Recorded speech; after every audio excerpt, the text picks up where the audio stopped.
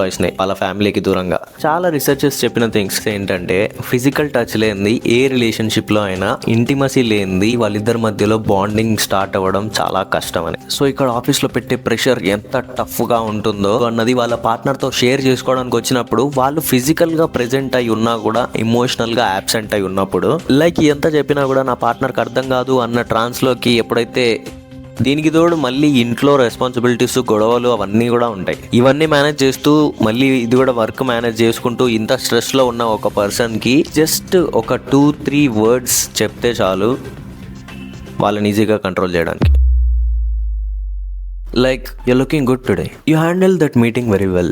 I liked it. Looking beautiful. So these are very common compliments in the industry, but this is the starting point of office affairs.